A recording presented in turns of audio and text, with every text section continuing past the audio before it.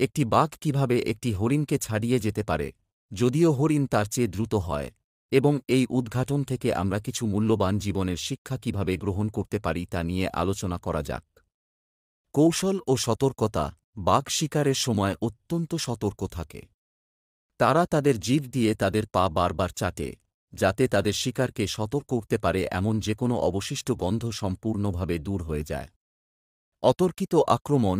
বাঘ প্রায়ই পেছন থেকে ঝাঁপিয়ে পড়ে তাদের শিকারের উপর। এই অতর্কিত আক্রমণে শিকার পালাতে পারে না। শক্তিশালী শারীরিক গঠন। বাঘের পেছনের পা এবং লেজের ক্ষমতা তাদের অসাধারণ লাফ দেওয়ার ক্ষমতায় বড় অবদান রাখে। এই অঙ্গগুলো তাদের ধারালো দাঁত ও নখর দিয়ে সজ্জিত, যা তাদের শিকারকে নিরাপদে ধরে রাখতে সাহায্য করে যখন তারা তীব্র পাল্টা আক্রমণে জড়িত থাকে। অন্তর্নিহিত বার্তা হল যে কৌশল ব্যবহার করা, সতর্কতা বজায় রাখা এবং একটি শক্তিশালী শারীরিক কাঠামো গড়ে তোলা একসাথে কাজ করে বাঘকে একজন অসাধারণ শিকারী করে তোলে।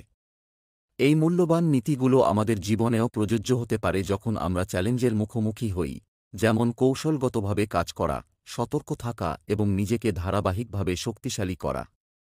এছাড়াও এটা গুরুত্বপূর্ণ যে কখনও তোমার চূড়ান্ত প্রতিপক্ষকে কম আক্ষেপ করবেন না।